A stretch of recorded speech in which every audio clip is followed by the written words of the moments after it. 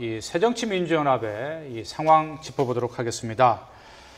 자, 최 교수님. 예. 네. 사실 뭐 새정치민주연합도 약간 뭐 친노 아니 뭐 주류와 비주류, 주류와 비주류 간의 이제 갈등이 계속 불거지고 있는 상황에서 지금 어떻게 보면 이제 여권이 어떻게 보면 좀 자중질환 형국을 보이다 보니까 문재인 대표의 좀 뭐 힘이 지금 붙었다 조금 그러면서 그런 얘기가 나오고 있는데 또 문 대표가 또 청와대를 향해서 얘기를 했죠. 청와대가 왜 공천 방식을 놓고 여야가 합의한 걸 자꾸 이렇게 하냐 저렇게 하냐 왈가왈부하는 것에 대해서 좀 비판을 했죠. 납득이 가지 않는다 뭐 이런 네. 얘기를 했거든요. 그러니까 이제 이거 추석 전에는 혁신안을 둘러싸고 야당 내부의 내용 갈등 분란이 계속 언론에 보도가 됐고 네. 네. 추석 기간 동안 이제 여야 대표가 이제 잠정 합의한 사항에 대해서는 지금 이제 야당보다는 여당 내 이제 청와대까지 개입이 돼서 분란의 모습을 보이고 있는 거예요. 그야말로 여야가 이 공천 방식을 둘러싸고 국민의 삶과는 무슨 관계가 있는지 잘 모르겠습니다만 계속 이렇게 네. 분란을 보이고 있는데 어쨌든 상대적으로 지금 문재인 대표는 좀 여유가 생겼어요. 네. 당 내부의 내용이 일단 외부 전선으로 확대되고 있으니까 시선이 네. 지금 돌려지고 있으니까 그러나 분명한 것은 현재 이 안심번호를 이용한 국민공천제에 대해서 일단 혁신안이 통과가 됐기 때문에 야당은 말이죠. 네. 새정치연합은 그래서 이 갈등은 덜할 수밖에 없으나 여전히 비노는 이 안심공천을 이용한 이 국민공천제에 대해서 여전히 비판적입니다. 박지원 의원 같은 경우는 안심번호가 아니라 불안심번호다 이런 얘기까지 했어요. 예. 이건 왜냐하면 2012년도에 대선 후보 경선 때 모바일 투표를 둘러싸고 상당히 당내 갈등이 많았었거든요. 2012년도 대선 후보 경선 때 네. 바로 그런 것들 때문에 여전히 이 제도를 두고는 야당 내에서도 내용이 완전히 잦아들었다고 보기는 어려우나 네. 모든 명분에 있어가지고 문재인 대표는 혁신안이 통과됐기 때문에 네. 여당에 비해서는 좀 한결 좀 여유로운 입장이 아니냐라고 보여집니다. 안심번호 네. 공천제를 놓고 만약에 계속 당청 간의 갈등 이런 식으로 확산된다면 야당에서는 아마 이 문제를 계속 짚을 것 같은데 2012년이죠. 새누리당 경선 때도 이 안심번호제를 사용했었거든요. 근데 새누리당이 만약에 계속 이런 식으로 나온다고 하면 아마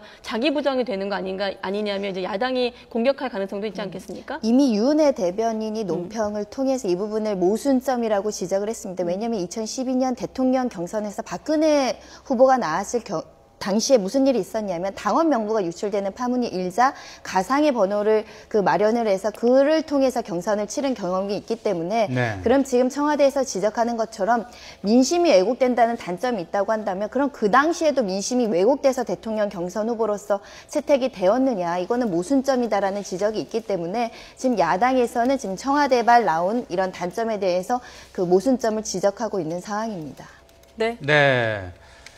자, 또 방금 들어온 소식인데요. 이 김무성 대표 오늘 당 최고위원회의에 불참을 했고 또 네. 오전 10시 반부터 거행될 국군날 행사에도 참석하지 않을 것으로 알려졌는데요. 앞서 이광현 앵커가 질문을 하면서 이제 부산 네. 국제영화제는 참석할 가능성이 뭐 있는 것으로 알려졌다고 했는데 최종적으로 김무성 대표 부산 국제영화제도 참석하지 않는 것으로 지금 알려졌습니다. 아마 오늘 예정된 공식 행사들을 좀 취소해가는 그렇죠. 그런 과정으로 오늘 보입니다. 예정된 모든 어떤 공식 일정 대부분을 지금 이제 네. 취소하는 것으로 지금 보입니다. 네. 한 가지 더 있죠. 네. 자, 원유철 이 새누리당 원내대표가 여야 대표, 원내대표 이 회담을 오늘 열자고 제안을 했습니다. 네, 선거구 획정과 관련해서 2+2 회동을 하자 이런 제안을 한 거죠. 사실 지난번 이제 합의 때는 안심번호 공천제와 관련된 합의가 나왔기 때문에 선거구 획정 문제는 좀 뒤로 미루지 않았습니까? 네. 네, 이게 아마 10월 13일까지 확정이 돼야 그렇죠. 되는 문제이라서 그런지 오늘 중에 선거구 획정 문제와 관련해서 2+2 회동을 하자 원유철 원내대표가 제안을 해왔다. 어떤 의미가 있을까요? 이 여야 상황에서 간에 지금 합의할 사항이 너무 많아요. 지금 이 부분은 사실은요 당내 문제입니다. 당내 문제인 것이고 저 선거구 획정 문제 그리고 지역구 의원대 비례대표의 의석 비율 이런 것들은 당내 문제가 아닌 네. 거예요.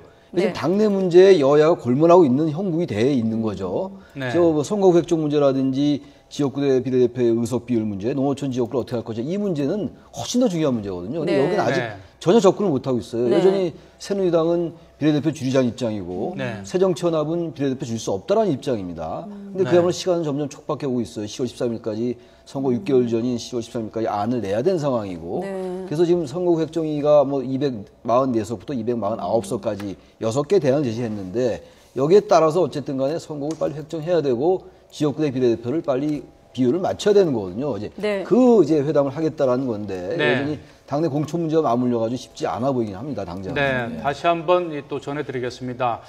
이 김무성 새누리당 대표 오늘 예정된 모든 공식 일정을 네. 취소하기로 했습니다.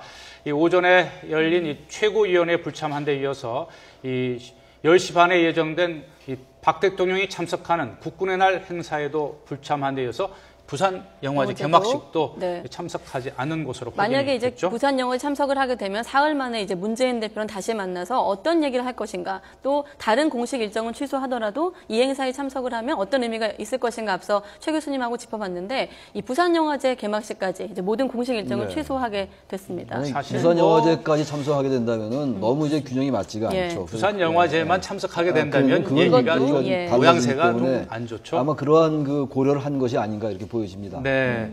자, 원희철 이 새누리당 원내대표가 또 야당에게 이 선거구 획정 문제 등을 논의하기 위해서 이 대표와 원내대표가 같이 참석하는 회담을 오늘 열자고 제안을 했는데 네. 이제 야당 측의 또 반응이 또 주목이 되네요. 만날까요? 안 만날까요? 하여튼 뭐 안 만날 이유가 없겠죠. 네. 그 시간도 없는데 지금 안 네. 만난다면 명분이 없는 그러겠죠. 거죠. 지금 아까 말씀드린 바와 같이 지금 여야가 내부적으로 분란, 갈등, 내용 이런 것들은 당내 문제예요. 공천 예. 당시의 문제이기 때문에 어떻게 보면 국민들하고는 관계가 좀 적은 거죠. 전혀 네. 없다고 할 수 없으나. 네. 근데 정말 선거구를 획정하고 지역군 몇 석이고 비례대표 몇 석인 것은 더 급한 문제죠. 더 급하고 훨씬 더 중차대한 네. 문제입니다. 근데 네. 그 문제가 지금 뒷견에 있는 거예요. 시간은 다 가고 있고. 그러니까 야당이 네. 안 만날 수가 없는 거라고 네, 봐야죠. 알겠습니다. 네.